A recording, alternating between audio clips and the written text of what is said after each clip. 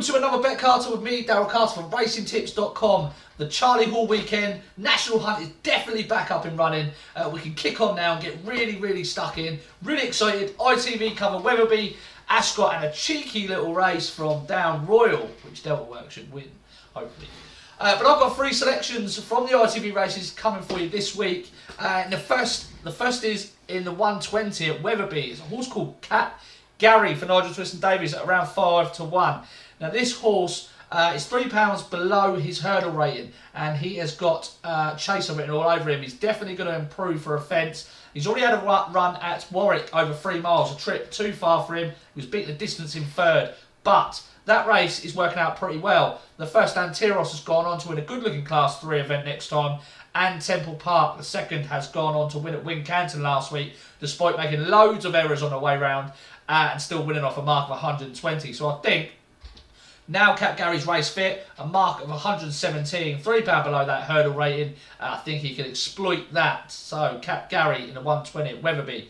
The next horse is in the 210 at Ascot, and it's a horse called The Last Day at around 11-2. Now, I quite like this horse. He's the only one in the field that looks potentially well treated off a mark of 131. He's got bits and pieces of novice form from last year that make him look well handicapped here. He bumped into White Moon, who fell at Wincanton last week when on the way to win off a mark of 137. And he bumped into a horse called What's Wrong With You of Nicky Henderson, who's rated 142, just going down by 3/4 of a length. So, a mark of 131 does look quite tempting. The conditions are definitely going to come in his favour tomorrow of the monsoon that's due at Ascot. So I think The Last Day should be vying for favouritism come off time. Hopefully he can get the job done. Now the nap of the day is not normally like me to put a nap in an 18-runner handicap, but Vindication runs in the 320 up to 3 miles for the first time. Now I was a keen advocate of this horse going up to 3 miles last year, screaming for it, and the horse was definitely screaming for it. Just tapped for toe behind Lost in Translation and Deafy DeSille the last twice that they've met. Made 4 catastrophic errors in the JLT, but stayed on to finish a nose behind a horse called Kildesart in 5th.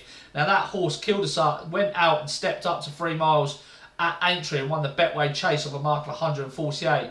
Vindication runs here off a mark of 151. I definitely think he's one to follow for the season, especially now they've upped him to 3 miles. And hopefully he can get the job done. I think he will take all the beating tomorrow.